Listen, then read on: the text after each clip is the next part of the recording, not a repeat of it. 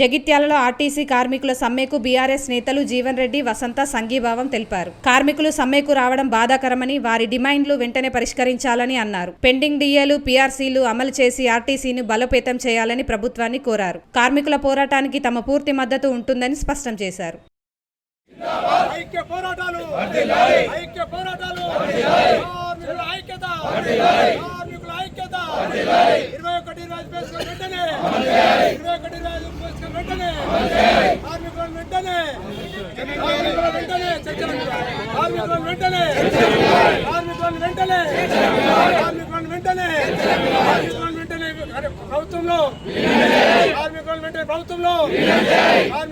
ప్రభుత్వంలో కార్మికుల ఐక్యత, కార్మికుల ఐక్యత, కార్మికుల ఐక్యత.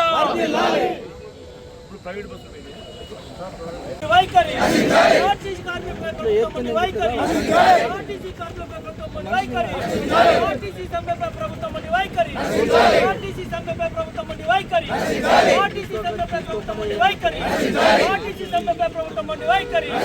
हमारा मांगे नहीं मिले तो हमारा मांगे नहीं मिले तो हमारा मांगे नहीं मिले तो नहीं चलेगा. वयकटीरवाद पेशल वेंटने अमल చేయాలి, वयकटीरवाद पेशल वेंटने अमल చేయాలి, वयकटीरवाद पेशल वेंटने अमल చేయాలి. ఆర్టీసీ సంస్థల్లో ప్రభుత్వంలో వెంటనే ఆర్టీసీ సంస్థల్లో ప్రభుత్వంలో వెంటనే ఆర్టీసీ ఉద్యోగులను ప్రభుత్వంలో వెంటనే ఆర్టీసీ ఉద్యోగులను ప్రభుత్వంలో వెంటనే ఆర్టీసీ సమ్మెపై ప్రభుత్వం ఉండి వైఖరి, ఆర్టీసీ ఉద్యోగులను చర్చలకు వెంటనే ఆర్టీసీ ఉద్యోగులను చర్చలకు వెంటనే ఆర్టీసీ ఉద్యోగులను చర్చలకు వెంటనే ఆర్టీసీ సమ్మెపై ప్రభుత్వం ఉండి వైఖరి, ఆర్టీసీ సమ్మెపై ప్రభుత్వం ఉండి వైఖరి, ఆర్టీసీ ఉద్యోగులపై ప్రభుత్వం ఉండి వైఖరి, ఆర్టీసీ ఉద్యోగులపై ప్రభుత్వం ఉండి వైఖరి. జేఏసీ ఆర్టీసీ, జేఏసీ ఆర్టీసీ ఉద్యోగుల ఐక్యత, వర్ధిల్లాలి ఆర్టీసీ ఉద్యోగుల ఐక్యత, వర్ధిల్లాలి ఆర్టీసీ ఉద్యోగుల ఐక్యత. జేఏసీ, జేఏసీ సమ్మెపై ప్రభుత్వం ఉండి వైఖరి, ఆర్టీసీ సమ్మెపై ప్రభుత్వం ఉండి వైఖరి, ఆర్టీసీ ఉద్యోగులపై ప్రభుత్వం ఉండి వైఖరి, ఆర్టీసీ ఉద్యోగులపై ప్రభుత్వం ఉండి వైఖరి. 21-25 పే స్కేల్ను వెంటనే 21-25 పే స్కేల్ను వెంటనే ఆర్టీసీ ఉద్యోగుల వాళ్ళ హక్కుల సాధన కొరకు ఏదైతుందో మరి ఈరోజు సమ్మె బాట పట్టే పరిస్థితి రావటం నిజంగా కూడా బాధాకరం. అంటే ఏ కార్మికుడు కూడా సమ్మెకు పోవాలని చెప్పని ఎవరు తలచు. మరి విధి లేని పరిస్థితులలో వారికి లభించాల్సినటువంటి ఒక హక్కులు పొందలేనప్పుడు మాత్రమే సమ్మెకు పోయే పరిస్థితి ఏర్పడతాయి.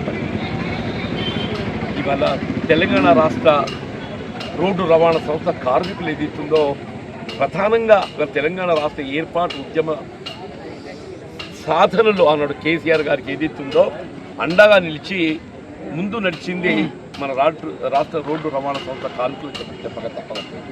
అటువంటి ఒక రాష్ట్ర రోడ్డు రవాణా సంస్థ కార్మికులు అలాంటి టీఆర్ఎస్ ప్రభుత్వ హయాంలో ఏదైతుందో రాష్ట్ర రోడ్డు రవాణా సంస్థలు ప్రభుత్వంలో విలీనం చేయగలిగినట్లయితే వారికి మెరుగైనటువంటి ఒక ఫలితాలు ప్రభుత్వ ఉద్యోగులకు ఏ విధంగానైతే 010 ద్వారా చెల్లింపులు చేయడం జరుగుతుందో పీఆర్సీఏ కానీ డిఏ కానీ అవన్నీ కూడా రిటైర్మెంట్ బెనిఫిట్సే కానీ కల్పింప చేయడం జరుగుతుందనే ఒక భావనతోనే మరి ఆర్టీసీ కార్మికులు ఉద్యమించడం ఆనాటి ముఖ్యమంత్రి బీఆర్ఎస్ నాయకులు కేసీఆర్ గారు ఏదైతుందో పెద్ద మనసుతోనే చెప్పండి రాష్ట్ర రోడ్డు రవాణా సంస్థలు ప్రభుత్వంలో విలీనం చేయాలనే ఒక నిర్ణయం తీసుకోవటం చాలా గొప్ప నిర్ణయం అని చెప్పండి. దాని గవర్నర్ దగ్గర తొక్కిపెట్టే ప్రయత్నం చేయబడినప్పటికీ కూడా ఆనాటి ముఖ్యమంత్రి కేసీఆర్ గారు ఏదైతుందో మరి రాష్ట్ర గవర్నర్ గారిపై ఒత్తిడి తెచ్చి అప్పుడే ఏదైతుందో జీవో ఉత్తర్వులు విలీనం చేయబడే విధంగా నిర్ణయం తీసుకోవద్దు. బట్ ఓన్లీ థింగ్ ఇది ఏంటంటే ఆ అపాయింటెడ్ డే మాత్రం అనౌన్స్ చేయాలి. ఈ అపాయింటెడ్ డే అనౌన్స్ చేసే సమయంలోనే ఎన్నికలు రావడం, ఆ ఎన్నికలు రావడంతో ఏదైతుందో గత ప్రభుత్వం అపాయింటెడ్ డే ప్రకటించలేకపోయింది. ఒకవేళ అపాయింటెడ్ డే ప్రకటించినట్టయితే ఆ డే నుండి ఏదైతున్నదో ఆర్టీసీ అధికారికంగా రాష్ట్ర ప్రభుత్వంలో విలీనమైనట్టు మనకు కార్యక్రమాలని అమలు జరుగుతుంది. ఇలా రేవంత్ రెడ్డి గారు మరి కాంగ్రెస్ పార్టీ అధ్యక్షుడిగా అన్నాడు. కాంగ్రెస్ పార్టీ ఎన్నికల ప్రణాళికలో ఇలా రాష్ట్ర రోడ్డు రవాణా సంస్థ అపాయింటెడ్ డేకి సంబంధించే కానీ వాళ్ళు కల్పించాల్సిన ఒక పిఆర్సీ హక్కులే కానీ డిఏ కానీ వేత పత్రాల సవరణ కానీ ఇవన్నీ కూడా చేస్తామని చెప్పని మా ఎన్నికల ప్రణాళికలో ప్రధానంగా పేర్కొన్నామని చెప్పండి. అవన్నింటికి తోడు ఇప్పుడే సోదరి వసంత గారు పేర్కొన్నట్టు ఏదిస్తుందో ఇవాళ మహాలక్ష్మి కార్యక్రమం ఇంత సఫలీకృతంగా అమలు చేయబడడం జరుగుతుందంటే అది మీ కృషి ఫలితం అని చెప్పని చెప్పక తప్పదని చెప్పండి. ఇలా రాష్ట్ర ప్రభుత్వం ఏదైతుందో గొప్పలు చెప్పిన ప్రయత్నం చేస్తుంది. మీ మహిళలు ఆడబిడ్డలకు ఏదైతుందో ఉచిత రవాణా సౌకర్యం కల్పిస్తామని చెప్పాలి. కానీ ఆ మహిళలకు ఆడబిడ్డలు కల్పించే ఉచిత రవాణా సౌకర్యం ఏదైతుందో ఆ భారం అనేది ప్రభుత్వం భరించాలి.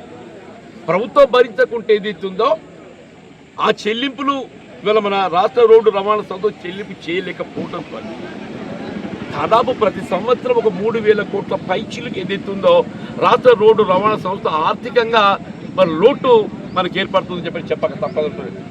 విద్యుత్తు కానీ రాష్ట్ర రోడ్డు రవాణా సంస్థ కానీ ఉచిత విద్యుత్ కార్యక్రమం అమలు చేయడానికి మరి మీరు నిర్ణయం తీసుకున్నారని చెప్పారంటే ఆ ఉచిత విద్యుత్ కార్యక్రమం అమలుతోని ఇవాళ ఆ విద్యుత్ కంపెనీలపై పడే భారాన్ని ప్రభుత్వం భర్తీ చేయాలి.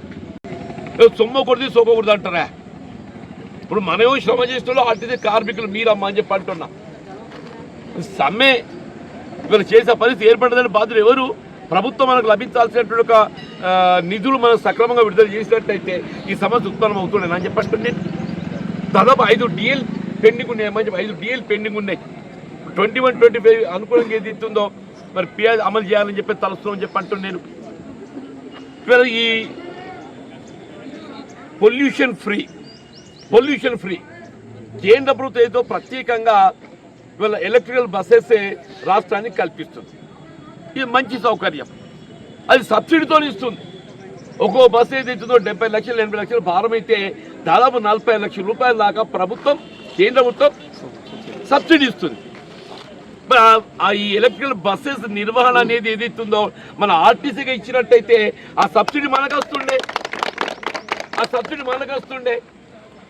ప్రతి బస్సు మీద ఏదైతుందో ఓ 2 కార్మికులు, ఓ డ్రైవరు, ఓ కండక్టర్ ఏదైతుందో ఉద్యోగ అవకాశం వస్తుండే. మన రాష్ట్ర రోడ్డు రవాణా సంస్థ బలోపేతం చేసే బాధ్యత ప్రభుత్వమే ఉంటుందని చెప్పి అంటాను నేను. గ్రామాన్ని ఏదైతే పల్లెల బస్సు సౌకర్యం మనం కల్పిస్తామని చెప్పాను. 2.5 సంవత్సరాలు జరుగుతుందా ఈ డిపోలో ఒక బస్సును అదనంగా చేకూరిందా? ఎక్కడైనా ఒక పల్లెకు గత ప్రభుత్వ హాయం లోపల ఏదైతే రవాణా సౌకర్యం కల్పింపజేస్తుందో ఆ సౌకర్యం తప్ప ఆశ్చర్యకలుగుతాయి. ఇప్పుడు మరి జడ్పీ చైర్మన్గా మరి గతంలో బాధ్యత నిర్వర్తించడంతో వారి దగ్గర కానీ మా దగ్గర కానీ మా ఊరి బస్సు వస్తలేదు. ఏం చేయాలని ఎవరు చెప్పాలి? డిఎంతో మాట్లాడితే మాకే బస్సు లేవు సార్, మిమ్మల్ని ఏం చేయమంటారు? మాకు డిపోకు 10 బస్సులు ఇప్పి మేము 7 గంటల పంపుతామని చెప్పండి. ఆ ఆర్ఎంతో మాట్లాడితే మమ్మల్ని ఏమంటారు సార్? ఎండితో మాట్లాడున్నాను చెప్పండి.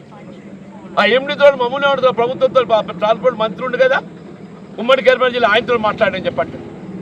ఒక బస్సు వచ్చింది లేదు, ఒక సౌకర్యం అదనంగా కూర్చుంది లేదు. వీళ్ళు బస్సులో లేదు, ఆడబిడ్డలకు రవాణా సౌకర్యం మెరుగుపరుస్తున్నాయి. దానికి తగ్గట్టు ఆక్యుపెన్సీ రేషియో ఎప్పుడైతే పెరుగుద్దో దానికి అనుగుణంగా బస్సుల సంఖ్య కూడా పెంచాలి.